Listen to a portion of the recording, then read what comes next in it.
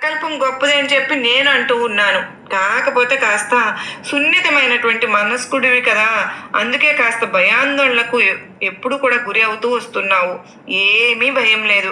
ఏ ఎ దేనికి భయపడాల్సిన అవసరం పడలేదు. నీకు నీ సాయి కొండంత ధైర్యంగా నీ దగ్గర నిలబడి ఉన్నాను. కెరటాలే లేనటువంటి సముద్రాన్ని కానీ, కష్టాలే లేనటువంటి జీవితాన్ని కానీ ఎక్కడైనా చూసావా నువ్వు? ఎక్కడా ఉండదు. జీవితం ఒక సమరం. దానిని నువ్వు తప్పకుండా జయించే తీరాలి. జీవితం ఒక ధ్యేయం.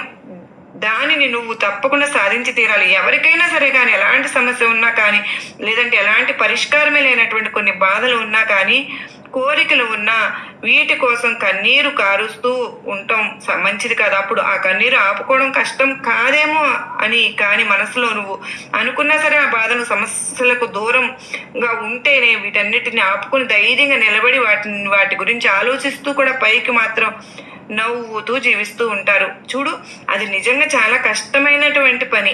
ఇప్పుడు ప్రస్తుతం నువ్వు చేస్తుంది కూడా అదే. ఒకే ఒక్క నిమిషంలో ఎవరికీ కూడా జీవితం అనేది ఏదీ మారదు. కానీ ఆ ఒక్క నిమిషం కనుక నువ్వు ఆలోచించి తీసుకునే నిర్ణయం ఉంటుంది చూడు, నీ జీవితాన్ని తప్పకుండా మార్చేస్తుంది. మరి ప్రస్తుతం నీ బుర్రలో ఉన్నటువంటి ఆలోచనలన్నీ కూడా నిన్ను ఎలాంటి పనులు చేయనివ్వకుండా కేవలం ఆలోచనల మీద, పనుల మీద, అంటే ఆలోచనల వల్ల నిద్ర కూడా పోకుండా ప్రతిరోజు దుఃఖమయంతోనే, లేదంటే ఆ ఆలోచన సమస్యలతోనూ కొట్టుమిట్టాడుతూ ఉంటున్నావు. ఒక్క మాట చెప్పనా? కుదరనటువంటి ఆశ అయినా, కుదుట పడనటువంటి ఆలోచన అయినా దారి మళ్లించాలి. ఎందుకో తెలుసా? చిన్న చిన్న ఆనందాలను కూడా నీకు అనుభూతి చెంది ఎలా చేయవు? అందుకే ఎప్పుడు కూడా మనిషికి ఆలోచనలు ఉండకూడదు. ఆ ఆలోచనలే మనిషిని నిలువులా తినేస్తూ ఉంటాయి. జీవితాన్ని నువ్వు ఆస్వాదించనివ్వకుండా చేస్తూ ఉంటాయి.